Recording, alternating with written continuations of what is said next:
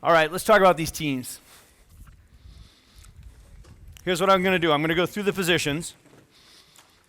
And remember, I just want you to think of them as sets of roles and responsibilities. These are jobs that need to be done. They're going to be human beings that are going to be exceptional at doing these. I'm going to describe the attributes of the people that are going to naturally excel in these positions. And that's what we want, okay? We want to put people in the right position. We want them to do the things that they're naturally good at, okay? What I know is this, is the reward in the chiropractic office for the best worker, the hardest worker, the most reliable worker is what? More work. Am I right? Can I get an amen on that, right? It's like that, everybody knows it, right? So, and then we have people who are pliable and flexible and they're willing to jump up and do whatever it takes. They'll go that extra mile like Kate was saying. But here's what I know. When you get that great worker who's committed and they're loyal and they're pliable and they're capable, right? They're capable. They're what I call the GSD person. They get shit done, right? Everybody knows who they are in their life, right, Angela? Right? GSD right there, captain of the team GSD right there, right? But here's what I do know. That we are all geniuses and we're all hardwired to be exceptional at certain things, okay? And what our job, what our responsibility as leaders is to identify the genius in each team member, give them the opportunity to be in that role so that they can make their highest contribution to the practice and to our mission and have joy and happiness in their day and in their life. Say yes if you understand that. And I also know that those really awesome, loyal, capable human beings, they'll do whatever you ask them to do.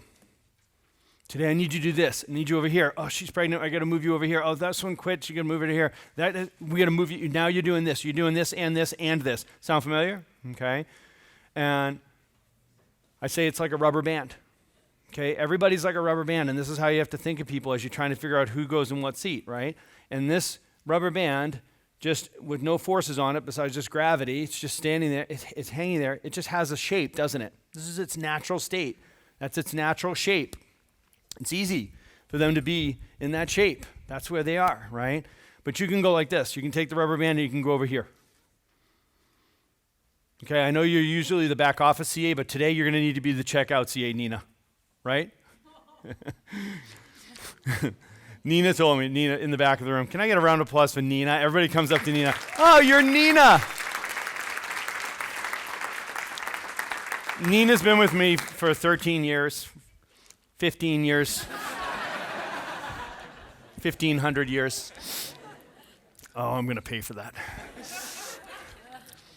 And year one, I sat her down at her first review, and I was telling her how she's awesome, fantastic. I love what she's doing. She's like the avatar. She's the muse for the back office CA, business office CA, office manager. She's your avatar, right?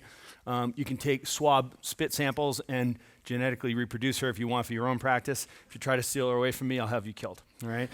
So I said to her, I was like, Nina, you're fantastic. I love it. So I want to have you maybe do the office manager, my team leader up front, train my CAs, whatever. She's like, I will quit tomorrow. I'm like, what are you talking about? She's like, yeah, no, I like it back here.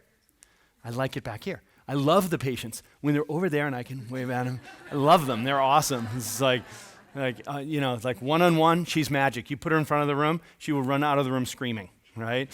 She's just like, she just wants to be in that space. Say yes if you get it. Like everybody there, she's awesome, but she's hardwired to be awesome in a very specific set of job duties, and my expectations of her are aligned with her natural skill sets, right? So she would allow me to go over here, but guess what? I would pull her over here. Yeah, I'll go over there and cover that, but it's going to what? It's going to really stretch her in a negative way. It's gonna fatigue, and what happens when we fatigue? It takes so much energy, and then we just start fatiguing, and we go back towards our natural selves, right? So I want you to be thinking of your team members and being like, look, just because you can cover that position doesn't mean you should, okay? I want to put you in the place where I know for you, it's easy to be awesome. I didn't just say I'm trying to make everybody's job easy. That's not what I'm saying. I'm saying it's easy to be awesome for you in that position. Does everybody see it? Okay? So this is what they look like, sound like.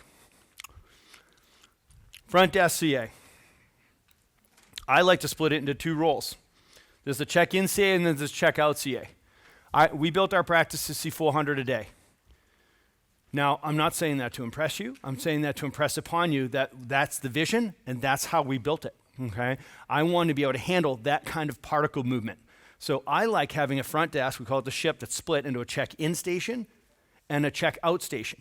People come in the front door, they check in, they flow to the back through the office, to the relaxation center, the hot seats, into the adjustatorium, and they flow out this way past the check-out CA. Check-in CA, check-out CA, okay? The check-in CA, they're the boss of today. The check-in CA is the boss of today. Here's what I want you to do as I go through these roles. I want you to write down the initial of the person on your team right now who is in that role for you. And as you learn more about the attributes, ask yourself, is this the right role for that person? And is she the right, or he or she the right person in this role? And otherwise, who's the person that I think maybe should be in that role as you hear me describe them? Now, the boss of today, they're in charge of today, okay? They are the face and voice, and they set the energy and tone for your practice. Say yes if you get it. Yes. This is the hostess with the mostest.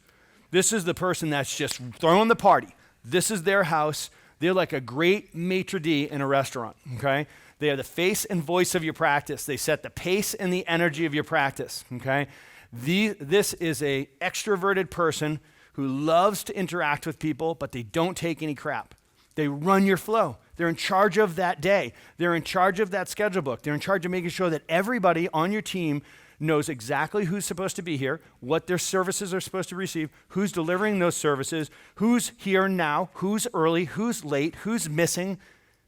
They are the boss of today. They're in charge of your flow. And everyone in that practice works for the captain of the ship in that moment. They run the present time consciousness. They run the day. They know exactly what's going on. They tell everybody what to do. All right? This is the boss of today. They're in charge of your schedule, executing the schedule that they show up to serve. They set the pace and the energy, master of the schedule book, master of flow, and because they're the big personality in your practice, they're also a natural promoter. They are the natural promoter. Their job on your team is to be greeting people, setting the energy, and talking about what's going on in the practice. They want to invite and promote people to all of your internal marketing campaigns. You're doing an advanced workshop, you're doing buddy week, you're doing a ladies' night, they're talking about it, okay? This is your natural promoter. That's the type of personalities that's at the front desk. No wallflowers here. Write the initial down of the person who right now is in that role in your practice. If there's somebody who you think would probably be better suited for that role, I want you to write their initials down. And if there's a gap, I want you to write gap and circle it. Check-in CA, the chica, the boss of today. They work next to the check-out CA. The check-out CA, the coca, they're the boss of tomorrow. They're in charge of the future. They are the guardian of your office policies. They're the champion of rhythm. They're the keeper of agreements and the shaper of tomorrow. How? When I say the policies, they make sure that everybody is committed to a care plan. Everybody say amen. The patient's actually committed to a care plan, okay? Which means the visit frequency. They know when their progress exams and re-exams are, etc. They make sure that everybody is scheduled for their care plan. Everybody say amen to that one. This is a huge thing, guys, all right? Check-out CA, one of their responsibilities is making sure that that patient's mapped out, multiple appointment patients. If you're doing care plans, which I hope you are, you're giving recommendations for care from exam to exam across a time period. There's a visit frequency, which is estimated care plan. The doctor has to lay out an estimated care plan for the patient. The check-out CA makes sure that that's put into the schedule book, okay? So they're in charge of scheduling the future. They also schedule the progress exams, re-exams, etc. They schedule workshop. Make sure that everybody gets to workshop. Every new patient gets to new patient orientation. They invite the family members to come to a new patient orientation. They make sure that we follow the family checkup policy, right? Making sure that we encourage, invite, give referral coupons, et cetera, for family checkups, okay? Everybody see this? They're the boss of tomorrow. They are setting the future. They are scheduling all your day twos. They're scheduling what we call the R2-3 process, the R1-2-3 process. They're scheduling all your re-exam re-reports, and that's the R4s, R5s, and R6s. They're the ones that are scheduling the future so that they're the shaper of tomorrow, okay? They are the champion of rhythm. How many people believe that you get the best results with your patients who follow your recommendations and stay in rhythm with their adjustments? Look around. How many people believe that? That's everybody, okay? How many people are here in it to get the best possible outcomes for their patients at the end of the day, okay? We all know that it comes down to giving them clear recommendations, getting the commitment from the patient on the recommendations, and then scheduling out for rhythm, okay? The body responds best in rhythm. You set up the visit frequency based on what? How long they hold your adjustments, right? That's what you schedule them based on, how long you hold your adjustments. Hey, an adjustment starts a process, 3 steps forward. Between adjustments, you're either going to take no steps back or 1 step back, and what's that dependent on, guys? Time between adjustments and bad habits, right? You guys teaching your team this? Because if your team doesn't understand what I'm saying right now, guess what? They don't have value for compliance. They don't have value for rhythm. They don't have value for mapping. My team understands this. They understand that, hey guys, we're going to schedule people so they get the best results. We're going to schedule them based on how long they hold their adjustments. We want to keep them in rhythm. And I want 3 steps forward, no steps back, or 3 steps forward, maybe 1 step back. And what's it based on? How many steps do you take backwards? If you take 2 steps back, or 3 steps back, or 4 steps back, time between adjustments, and bad habits or traumas, right? Teach your teams this. They have to have an appreciation for the importance of rhythm. Checkout CA is going to keep them on rhythm. She's going to make sure she's a champion of compliance. Listen, compliance drives clinical outcomes, yes or yes? Compliance drives clinical outcomes. You get better clinical results. The patients are happier. Compliance drives retention. People who follow their schedules of care stay under care. Everybody knows it. So you get the best results, God bless you. You get the best compliance. You get the best retention. And you get the most referrals from the people who follow their recommendations of care, don't you? How important is this compliance thing, okay? All the metrics in the practice go up. How important is the checkout CA around rhythm? They are the champion of rhythm. Keeper of agreements, expectations and agreements, remember. Best long-term successful relationships have 2 things in common: setting expectations, right, and making agreements around them. Agreeing to the care plan, agreeing to the financial plans. This is the checkout CA, shaper of tomorrow. The back office CA, the BOCA, the back office manager. They're in charge of accounts and agreements, records and filing, insurance filing, details and organization. These weirdos love Excel spreadsheets, they love filing, they love neat systems and structure, right, Nina? Everything has to just be like, you think I'm anal? That one right there, she's just like, everything has to be boom, boom, boom, boom, boom, and that's absolutely perfect. That's exactly the person that needs to be in the back of the house. I make a big mess. There's a lot of particle movement around me. You need people who are going to help bring order to that, right? Accounts and agreements. This is the person in the back of the house. Records and filing, insurance filing, details and organization. They're the back office CA, the BOCA. And then the tech CA. This is the liaison between that front desk and the back of the house, right? This is the clinical CA.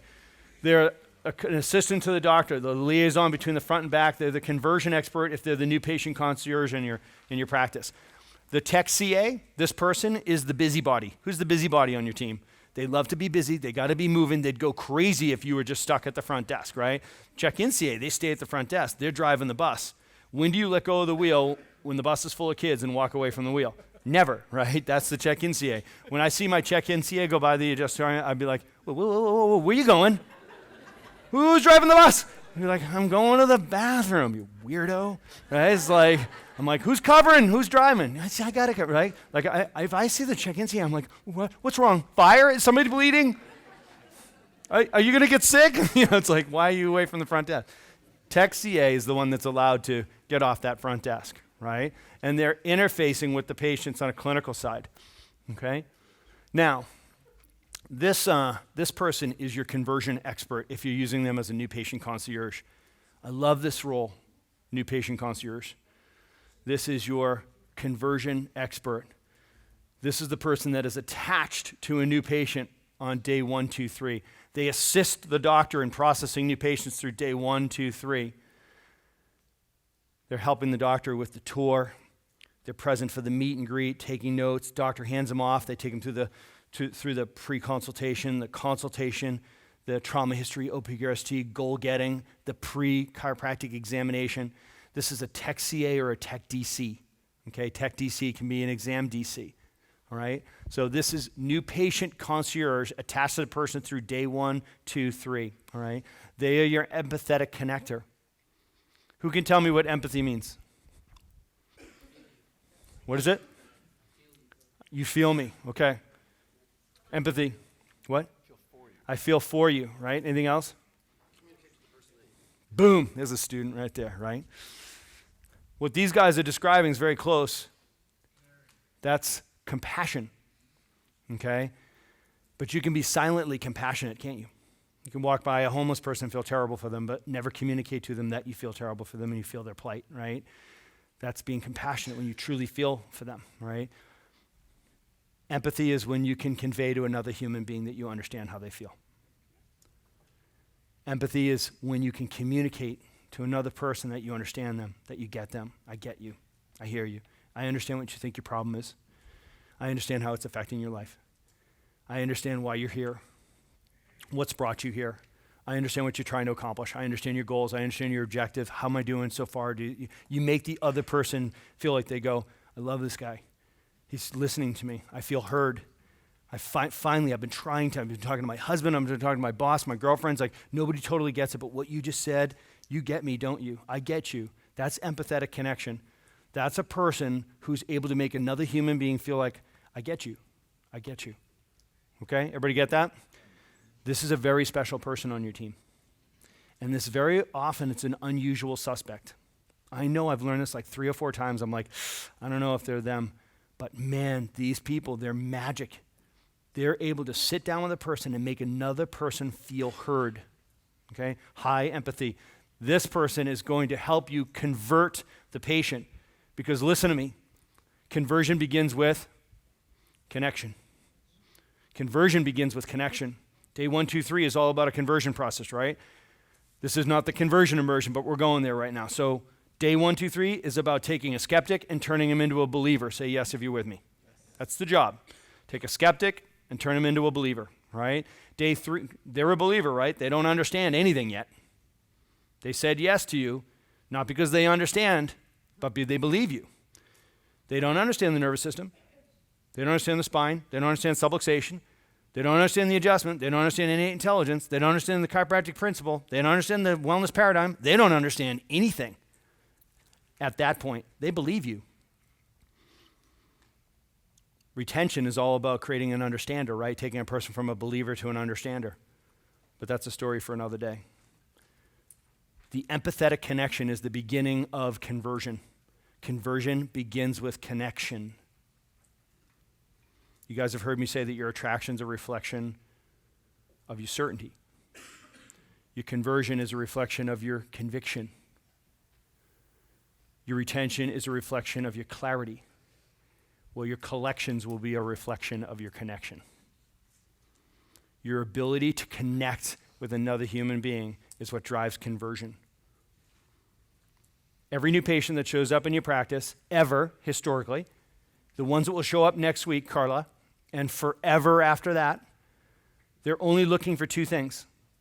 Every human being that ever comes to you is looking for 2 things, connection, then direction. Say yes if you get it. Yes. Connection, then direction. Connection, they're looking for you to make them feel like they were heard and understood, and you get them. How can you have a solution for me if you don't understand my problem? How can you have an answer for me if I haven't asked you a question? Okay? And then once you make that empathetic connection, then they're looking for direction. Tell me what to do, okay? The new patient concierge has got to be a ninja at making the empathetic connection. Connection, then direction. Who is that person on your team? Put their initials down. If you're missing that person on your team, write GAP. Then there's your external sales person. Isn't it amazing? Chiropractic is the only industry in the world that tries to build million and multi-million dollar businesses with no professional sales force. It's unthinkable. The second you drift outside of chiropractic, they're like, yeah, man. Some of my friends who are high-powered business consultants are like, what I wouldn't do to have a bunch of chiropractors, man. You guys are badasses. It's like so passionate, so full of purpose and driven. Your teams are amazing, so aligned. Oh my gosh, but you can't find your ass with both hands when it comes to business, right? And they're like, who's the sales force in this place? It's like, what? What do you mean sales force? Like, the sales team? Who's doing the sales? Like, who's bringing new patients? And it's like, well, we all are. It's like, how's that going? Right? We're the only people in the world who are trying to build huge businesses without a professional sales team. Joe Esposito, I lose sleep over this one. All right, new business development. This is a professional. It's a professional networker. This is somebody who works for you, who's in the community, networking on your behalf, generating new relationships that you leverage into outside talks, spinal screenings, and corporate wellness programs. I'm looking and laughing and smiling with these guys because they hired a new business development expert this year. And how's that going so far? Super awesome. Super awesome. A dedicated person who has sales training, who's a sales professional with sales expertise, who's in the community promoting chiropractic. These are keynote speakers who go into businesses and do health talks. And they got them lined up. They actually have sponsors for their workshops in their practice now. They just did their sleep workshop. They had a betting company paying them to be present for their patient sleep workshop. They just had Gold's Gym give their entire team all memberships. Give them a round of applause for that. Sponsors at your practice workshop. They were busy seeing patients, and there was a professional salesperson out in the community representing them, setting them up for talks. Establishes new relationships, they create promotional opportunities, and facilitates outside marketing. Okay, let's bring out this big scary graphic. Okay, everybody has this in their workbook. It's T3. You'll see there's a few versions of it. I gave you a totally blank version, and then I gave you a version that's sort of filled in, and then a version that's more filled in. You can use whatever you want. What I want to do is I just want to give you some free reign here, guys, okay? We're going to do a little project. We're going to work on this for 5 minutes. I want you to get your teams surrounding this, around this.